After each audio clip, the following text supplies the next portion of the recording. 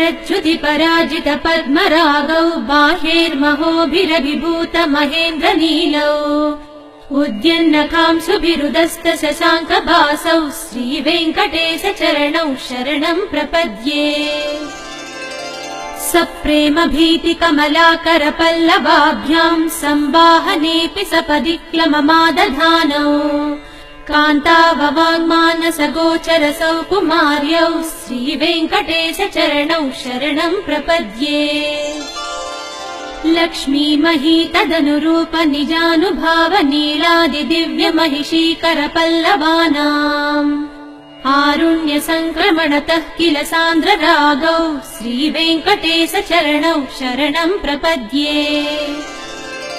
नित्यानमद्विधि शिवादि किरीटकोटि प्रत्युक्त दीप्त नवरत्न महप्ररोहैः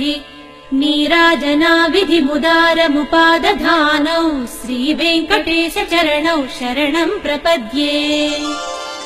विष्णोः पदे परम इत्युदित प्रशंसौ यौ मध्ववुत्स इति भोग्यतयाप्युपातौ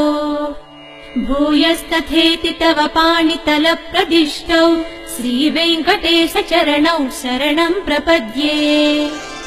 पार्थाय तत्सदृशसारथिना त्वयैव यौ दर्शितौ स्वचरणौ शरणं व्रजेति भूयोऽपि मह्यमिहतौ करदर्शितौ ते श्रीवेङ्कटेश चरणौ शरणं प्रपद्ये मन्मूर्ध्निकालियफणे विकटाटवीषु श्रीवेङ्कटाद्रिशिखरे शिरसि श्रुतीनाम्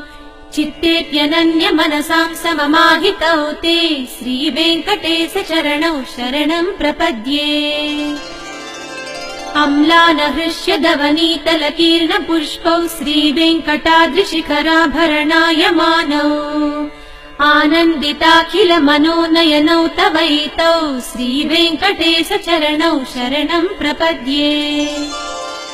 प्रायः प्रपन्न जनता प्रथमावगाह्यौ मातुस्थनाविव शिशोरमृतायमानौ